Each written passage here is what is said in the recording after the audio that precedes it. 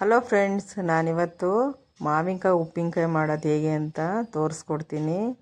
Welcome to my channel. ನಾನು ನಿಮ್ಮ ರೇಖಾ. ಇದು ಡ್ಯಾನಿಶ್ ಅಂತ ಮಾವಿನಕಾಯಿ ನಮ್ಮ ತೋಟದ್ದೇ ತೊಗೊಂಬಂದಿದ್ದೆ. 5 ಮಾವಿನಕಾಯಿ ತೊಗೊಂಬಂದಿದ್ದೀನಿ ನೋಡಿ. ಸಣ್ಣದು ಸೇರಿ ಸಾರು ತೊಗೊಂಡಿದ್ದೀನಿ. ಇದನ್ನು ನಾನು ಅರ್ಧ ಚಟ್ನಿ ಮಾಡ್ತೀನಿ, ತುರಿದ್ಬಿಟ್ಟು ಇನ್ನರ್ಧ ಮಾವಿನಕಾಯಿ ಉಪ್ಪಿನಕಾಯಿ ಮಾಡ್ತೀನಿ. ಅದು ಹೇಗೆ ಅಂತ ತೋರಿಸ್ಕೊಡ್ತೀನಿ. ಇದನ್ನು ಕಟ್ ಮಾಡಿ ಇಟ್ಕೋಬೇಕು. ಸ್ವಲ್ಪ 3 ಮಾವಿನಕಾಯಿ ಕಟ್ ಮಾಡಿ ಇಟ್ಕೊತಿದ್ದೀನಿ. ಇನ್ನು 2 ತುರ್ದು ಇಟ್ಕೊತಾ ಇದ್ದೀನಿ. ಆ ತುರಿದಿರೋ ಮಾವಿನಕಾಯಿಗೆ ನಾನು ಒಂದು 2 ಅಚ್ಚು, ದೊಡ್ಡ ಅಚ್ಚು, ಹೆಚ್ಚು ಕಮ್ಮಿ 300 ಗ್ರಾಮಷ್ಟು ನಾನು ಬೆಲ್ಲ ಹಾಕಿ ಕರಗ್ಲಿಕ್ಕೆ ಇಟ್ಟಿದ್ದೀನಿ. ತುರಿದಿರೋ ಮಾವಿನಕಾಯಿ ಜೊತೆ ಅದು ಚೆನ್ನಾಗಿ ಕರಗಿ ಅದು ಮಾವಿನಕಾಯಿ ತುರಿನೂ ಮತ್ತು ಬೆಲ್ಲನೂ ಒಂದು ಜಾಮ್ ಥರ ಹಾಕಬೇಕು. ಆ ಥರ ಅದು ಅಂಟು ಬರಬೇಕು. ಅಲ್ಲಿ ತನಕ ಚೆನ್ನಾಗಿ ಫ್ರೈ ಆಗಬೇಕು. ಅದು ಪೂರ್ತಿ ನೋಡಿ, ಈ ಥರ ಬೆಲ್ಲ ಎಲ್ಲ ಅದರಲ್ಲೇ ಕರಗ್ಕೊಂತ ಅದು ಬೇಯ್ಕೊಂತ ರೆಡಿ ಆಗಬೇಕು. ಇಲ್ಲಿ ನಾನೊಂದು ಒಗ್ಗರಣೆಗೆ ಇಟ್ಟಿದ್ದೀನಿ. ಅದಕ್ಕೆ ಸ್ವಲ್ಪ ಇಂಗು, ಇದು ಉಪ್ಪಿನಕಾಯಿಗೆ ಮತ್ತು ಚಟ್ನಿಗೇನು ಒಗ್ಗರಣೆ ಮಾಡೋ ಅಂಥದ್ದಿಲ್ಲ. ಇದು ಉಪ್ಪಿನಕಾಯಿಗೆ ಮೊದಲೇ ಒಗ್ಗರಣೆ ಎಲ್ಲ ಮಾಡಿಟ್ಕೋಬೇಕು. ಯಾಕೆ ಅಂದರೆ ಇದು ಇನ್ಸ್ಟೆಂಟಾಗಿ ಉಪ್ಪಿನಕಾಯಿ ಮಾಡ್ತಾ ಇರೋದಲ್ಲ. ಹಾಗಾಗಿ ಬೇಗ ಉಪ್ಪಿನಕಾಯಿದು ಒಗ್ಗರಣೆ ಎಲ್ಲ ಎಣ್ಣೆ ಎಲ್ಲ ಆರಬೇಕು. ಅದಕ್ಕೇ ಮೊದಲೇ ಹಾಕಿಟ್ಕೊತಾ ಇದ್ದೀನಿ. ಒಂದು ಸ್ಪೂನಷ್ಟು, ಒಂದು ಚಿಟಿಕೆ ನಾನು ಹಿಂಗೆ ಹಾಕ್ತಾಯಿದ್ದೀನಿ ಮೊದಲಿಗೆ. ಇಲ್ಲಾಂದರೆ ಅದು ಆರಲಿಲ್ಲ ಅಂದರೆ ಚೆನ್ನಾಗಾಗೋದಿಲ್ಲ. ಒಂದು ದೊಡ್ಡ ಸ್ಪೂನು ಸಾಸಿವೆ ಹಾಕಿದ್ದೀನಿ, ಸ್ವಲ್ಪ ಕರ್ಬೇವಿನ ಸೊಪ್ಪು ಹಾಕಿದ್ದೀನಿ. ಅದು ಸ್ವಲ್ಪ ವೀಡಿಯೋ ಕ್ರಾಸ್ ಆಗಿದೆ ಫ್ರೆಂಡ್ಸ್, ನಾನು ಹೇಳ್ತಾಯಿದ್ದೀನಿ ನೋಡಿ, ಆಮೇಲೆ ತೋರಿಸ್ತೀನಿ.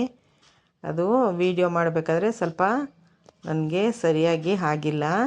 ಹಾಗಾಗಿ ನೋಡಿ, ಸಾಸಿವೆ ಹಾಕಿದ್ದೀನಿ, ಕರ್ಬೇವಿನ ಸೊಪ್ಪು ಮತ್ತು ಒಂದು ಹಿಡಿಯಷ್ಟು ಬೆಳ್ಳುಳ್ಳಿ ಹಾಕ್ತಾಯಿದ್ದೀನಿ. ನೀವು ಬೇಕು ಅಂದರೆ ಹಾಕ್ಕೋಬೋದು ಬೆಳ್ಳುಳ್ಳಿ, ಇಲ್ಲಾಂದರೆ ಸ್ಕಿಪ್ ಮಾಡ್ಬೋದು. ನನಗೆ ಇಷ್ಟ ಅಂತ ನಾನು ಹಾಕ್ಕೊಂಡಿದ್ದೀನಿ.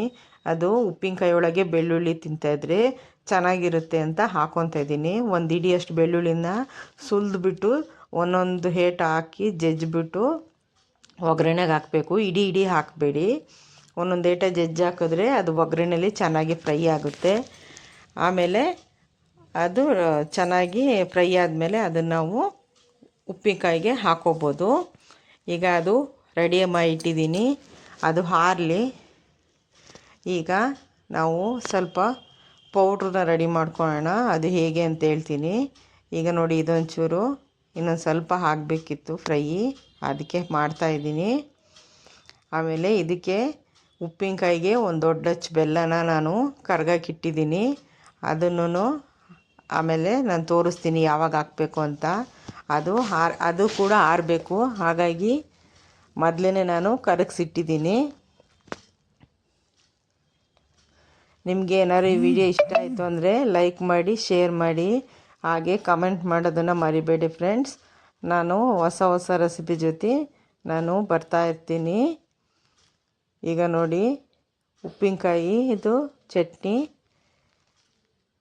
ತುರಿದಿರೋ ಅಂಥದ್ದು ಮಾವಿನಕಾಯಿ ಚಟ್ನಿದು ನೋಡಿ. ಬೆಲ್ಲ ಎಲ್ಲ ಕರಗಿ ರೆಡಿಯಾಗಿದೆ. ಅದು ನೋಡಿ, ಈ ಥರ ಜಾಮ್ ಥರ ಆಗಿದೆ. ಅದು ಈ ಥರ ಆಗಬೇಕದು, ಜಾಮ್ ಥರ.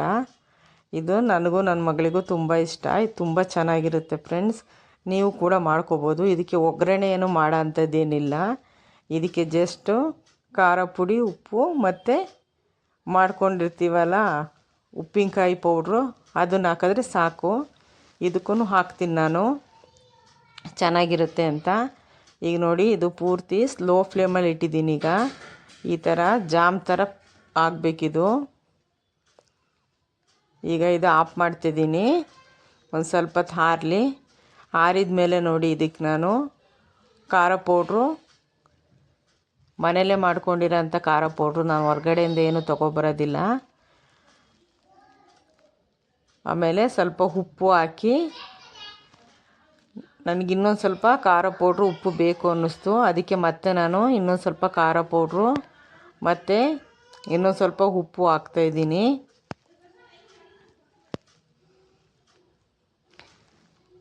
ಆಮೇಲೆ ನಾನು ಉಪ್ಪಿನಕಾಯಿ ಪೌಡ್ರು ಮಾಡಿಟ್ಕೊಂಡಿದ್ನಲ್ಲ, ಅದನ್ನು ಇದಕ್ಕೆ ಆ್ಯಡ್ ಮಾಡ್ತಾಯಿದ್ದೀನಿ.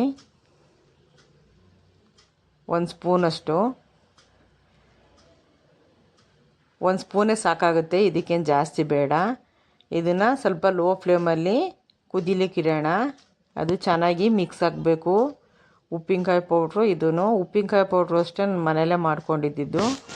ಅದಕ್ಕೆ ಏನೇನು ಇಂಗ್ರೀಡಿಯೆಂಟ್ಸ್ ಹಾಕಿ ಮಾಡಿದ್ದೀನಿ ಅಂತ ಈಗ ತೋರಿಸ್ಕೊಡ್ತೀನಿ ನೋಡಿ. ಇದು ರೆಡಿಯಾಗಿದೆ. ಇದನ್ನು ಇನ್ನೊಂದು ಸ್ವಲ್ಪ ಕೈ ಆಡಿಸ್ಬಿಟ್ಟು ಇದನ್ನು ಹಾರಕ್ಕಿಡಬೇಕು. ಪೂರ್ತಿ ಹಾರಾದ್ಮೇಲೆ ಒಂದು ಗಾಜಿಂದು ಕಂಟೈನರ್ನಿಗೆ ಹಾಕಿ ಅದನ್ನು ನೀವು ಫ್ರೀಝರಲ್ಲಿ ಫ್ರಿಜ್ಜಲ್ಲಿ ಇಟ್ಕೊಂಡು ವರ್ಷದ ತನಕನೂ ತಿನ್ಬೋದು, ಹಾಳಾಗೋದಿಲ್ಲ. ಈಗ ನೋಡಿ ನಾನು ಇದಕ್ಕೆ ಇದು ಉಪ್ಪಿನಕಾಯಿಗೆ ಒಗ್ಗರಣೆ ಇದು ಮಾಡ್ಕೊಳ್ಳೋಣ. ಮಸಾಲೆ ಪುಡಿ ಏನು ಮಾಡಿದ್ದೆ ಅಂತ ನಾನು ತೋರಿಸ್ಕೊಡ್ತೀನಿ.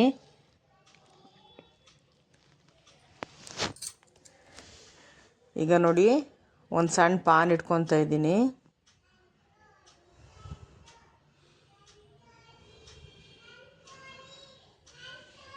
ಅದಕ್ಕೆ 2 ಸ್ಪೂನಷ್ಟು ಸಾಸಿವೆ, 2 ಸ್ಪೂನು ಜೀರಿಗೆ ಮತ್ತು ಒಂದು ಅರ್ಧ ಸ್ಪೂನ್ ಮೆಂತ್ಯ ಹಾಕಿದ್ದೀನಿ. ನಾವು ಎಷ್ಟು ಸಾಸಿವೆ ತೊಗೊತೀವಿ ಅಷ್ಟೇ ಪ್ರಮಾಣದಲ್ಲಿ ಜೀರಿಗೆನೂ ಹಾಕಬೇಕು.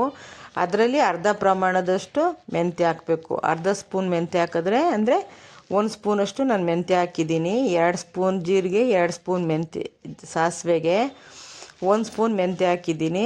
ಅದು ಆರಾಗಿದೆ, ಆರಬೇಕದು ಪೌಡ್ರ್ ಮಾಡೋಕ್ಕೆ. ಅದನ್ನೀಗ ಪೌಡ್ರ್ ಮಾಡ್ಕೊಬರ್ತೀನಿ.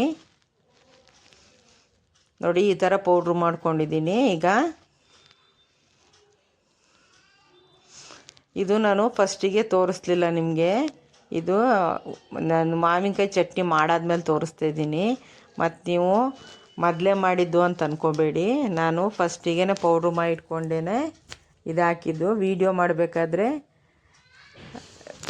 ನಾನು ಇದನ್ನು ಸೆಲೆಕ್ಟ್ ಮಾಡಬೇಕಾದ್ರೆ ಫಸ್ಟು ನಾನು ಮಾವಿನಕಾಯಿ ಚಟ್ನಿ ಮಾಡಿದ್ನಲ್ಲ ಅದಕ್ಕೇ ಆ ಪೌಡ್ರ್ ಹಾಕಿದ್ದು.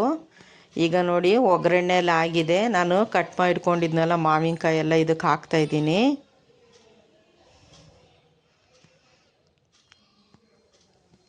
ಈಗ 2 ಸ್ಪೂನಷ್ಟು ಇದನ್ನು ಜಾಸ್ತಿ ಮಾಡಿಟ್ಕೊಂಡ್ರೆ ಏನಾಗಲ್ಲ, ಇನ್ನೊಂದು ಸಲ ಉಪ್ಪಿನಕಾಯಿಗೆ ಆಗುತ್ತೆ. ನಾನು ಹಂಗಾಗಿ ಸ್ವಲ್ಪ ಜಾಸ್ತಿನೇ ಮಾಡಿಟ್ಕೊಂಡಿದ್ದೀನಿ, ಇನ್ನೊಂದು ಸಲ ಮಾಡಲಿಕ್ಕಾಗತ್ತೆ ಅಂತ. ಎಷ್ಟು ಬೇಕಷ್ಟು ನೀವು ಹಾಕ್ಕೊಳ್ಳಿ. 1 ಸ್ಪೂನಷ್ಟು ಅರಿಶಿನ ಹಾಕ್ತಾಯಿದ್ದೀನಿ. ಇದು ಉಪ್ಪಿನಕಾಯಿ ಸ್ವಲ್ಪ ಹುಳಿ ಇರುತ್ತಲ್ಲ, ಹಾಗಾಗಿ ಉಪ್ಪು, ಖಾರ ಪುಡಿ ಮತ್ತು ಬೆಲ್ಲದ ಪಾಕ ಚೆನ್ನಾಗಿ ಹಾಕಬೇಕು. ಇಲ್ಲಾಂದರೆ ತುಂಬ ಹುಳಿ ಥರ ಆಗುತ್ತೆ, ಚೆನ್ನಾಗಿರಲ್ಲ. ಹಾಗಾಗಿ ನಾನು ಸ್ವಲ್ಪ ಜಾಸ್ತಿನೇ ಇಲ್ಲಿ ಖಾರ ಪೌಡ್ರು ಮತ್ತು ಉಪ್ಪು ಹಾಕ್ತಾಯಿದ್ದೀನಿ. ಇಲ್ಲಿ ಪುಡಿ ಉಪ್ಪೇ ಯೂಸ್ ಮಾಡ್ತಾಯಿದ್ದೀನಿ. ಯಾಕೆ ಅಂದರೆ ಅದು ಬೇಗ ಕರಗಲಿ ಅಂತ. ಮತ್ತು ಇನ್ಸ್ಟೆಂಟ್ ದಿಢೀರಾಗಿ ಮಾಡ್ಕೊತಿರೋದಲ್ಲ ಉಪ್ಪಿನಕಾಯಿ, ಹಾಗಾಗಿ ಇದು ನಾನು ಎಲ್ಲ ಇಂಗ್ರೀಡಿಯೆಂಟ್ಸು ಇವಾಗಲೇ ಹಾಕ್ತಾಯಿದ್ದೀನಿ. ಇದು ಜಾಸ್ತಿ ಕರಗಲಿಕ್ಕೆ ಏನು ಬೇಡ, ಆವಾಗಲೇ ಮಾಡ್ಕೊಂಡು ತಿನ್ನೋಂಥ ಉಪ್ಪಿನಕಾಯಿ. ಈಗ ನೋಡಿ ಚೆನ್ನಾಗಿ ಕಲಿಸ್ಬಿಟ್ಟು ಇದಕ್ಕೆ ಬೆಲ್ಲನ ನಾನು ಕರಗಿಸಿಟ್ಟಿದ್ನಲ್ಲ ಅದನ್ನು ಇಲ್ಲಿ ಆ್ಯಡ್ ಮಾಡ್ತೀನಿ. ಲಾಸ್ಟಲ್ಲಿ ಬೆಲ್ಲ ಕರಗಿಸೋದು ತೋರಿಸಿದ್ದೀನಿ ಎಷ್ಟು ಅಂತ, ನೋಡೋಣ. ಇದನ್ನು ಈಗ ರೆಡಿ ಮಾಡಿ ನಾನು ಹಾಕಿದ್ದೀನಿ, ಬೆಲ್ಲದ ಪಾಕ ಎಲ್ಲ ಹಾಕಿದ್ದೀನಿ. ಬೆಲ್ಲನ ಬರೀ ಕರಗಿಸ್ಕೋಬೇಕಷ್ಟೇ, ಅದನ್ನೇನು ಕುದಿಸೋ ಅಂಥದ್ದಿಲ್ಲ. ಇದನ್ನು ರೆಡಿ ಮಾಡಿ ಇಟ್ಕೊಂಡು ಒಂದು ಟೈಟ್ ಕಂಟೈನಲ್ಲಿ ಹಾಕಿಟ್ಕೊಂಡು ಉಪ್ಪು ಖಾರ ನಿಮ್ಮ ಟೇಸ್ಟಿಗೆ ಮತ್ತೊಂದು ಸಲ ನೋಡ್ಕೊಳ್ಳಿ. ಬೇಕು ಅಂದರೆ ಇನ್ನೊಂದು ಸ್ವಲ್ಪ ಉಪ್ಪು ಖಾರ ಪುಡಿ ಬೇಕು ಅಂದರೆ ಹಾಕ್ಕೊಳ್ಳಿ. ಒಂದೊಂದು ಮಾವಿನಕಾಯಿ ಸ್ವಲ್ಪ ಹುಳಿ ಕಮ್ಮಿ ಇರುತ್ತೆ, ಇದು ನಮ್ಮದು ಸ್ವಲ್ಪ ಹುಳಿ ಜಾಸ್ತಿ ಇತ್ತು, ಅದಕ್ಕೆ ನಾನು ಸ್ವಲ್ಪ ಬೆಲ್ಲ, ಉಪ್ಪು, ಖಾರ ಪುಡಿ ಎಲ್ಲ ಜಾಸ್ತಿನೇ ಹಾಕಿದ್ದೀನಿ. ನೋಡಿ ಕಲರ್ಫುಲ್ಲಾಗಿದೆ, ಎಷ್ಟು ಚೆನ್ನಾಗಿದೆ, ತಿನ್ನಲಿಕ್ಕೂ ತುಂಬ ಟೇಸ್ಟಾಗಿರುತ್ತೆ. ನಾನು ನಿಮಗೆ ಈ ರೆಸಿಪಿ ಇಷ್ಟ ಆಯಿತು ಅಂದ್ಕೊತೀನಿ. ಮತ್ತೊಂದು ವೀಡಿಯೋ ಜೊತೆ ಬರ್ತಾ ಇರ್ತೀನಿ. ಇದನ್ನು ನೀವು ಒಂದು ಟೈಟು ಕಂಟೈನರಲ್ಲಿ ಹಾಕಿ ಫ್ರೀಝರಲ್ಲಿ ಇಟ್ಕೊಂಡು ಯೂಸ್ ಮಾಡ್ಕೊಳ್ಳಿ. ಇದು ನೀರಾಗೋದು ಕರ್ಗೋ ಅಂಥದ್ದು ಏನೂ ಇರೋದಿಲ್ಲ. ಇದು ಬೇರೆ ಉಪ್ಪಿನಕಾಯಿ ಥರ ನೀರು ಥರ ಏನೂ ಆಗೋದಿಲ್ಲ. ಯಾಕೆ ಅಂದರೆ ನಾವು ಬೆಲ್ಲದ ರಸನೂ ಹಾಕಿರ್ತೀವಲ್ಲ, ಅದಕ್ಕೆ ಅದು ಹೊಂದ್ಕೊಂಡಿರುತ್ತೆ. ಮತ್ತು ಇದು ಉಪ್ಪಿನಕಾಯಿನೂ ಅಷ್ಟೇ, ಒಂದು ವರ್ಷದ ತನಕ ಇಟ್ಕೊಂಡು ತಿನ್ಬೋದು, ಏನು ಹಾಳಾಗೋದಿಲ್ಲ. ನೋಡಿ ಈ ಕಡೆ ಚಟ್ನಿನೂ ರೆಡಿಯಾಗಿದೆ, ಈ ಕಡೆ ಉಪ್ಪಿನಕಾಯಿನೂ ರೆಡಿಯಾಗಿದೆ. ಇದನ್ನು ನಾನು ಎರಡನ್ನೂ ಒಂದು ಕಂಟೈನರ್ ಬಾಕ್ಸಿಗೆ ಹಾಕಿ ಇಟ್ಕೊತೀನಿ. ಈ ಚಟ್ನಿ ಇದೆಯಲ್ಲ ಫ್ರೆಂಡ್ಸ್, ಇದು ಚಪಾತಿ ರೊಟ್ಟಿಗೆಲ್ಲ ತುಂಬ ಚೆನ್ನಾಗಿರುತ್ತೆ. ಅದನ್ನು ರೋಲ್ ಮಾಡ್ಕೊಂಡು ತಿನ್ಬೋದು. ನಿಮಗೆ ಉಪ್ಪಿನಕಾಯಿ ಅಂತ ಅನಿಸೋದೇ ಇಲ್ಲ, ಅದು ಜಾಮ್ ಥರ ಅನಿಸುತ್ತೆ.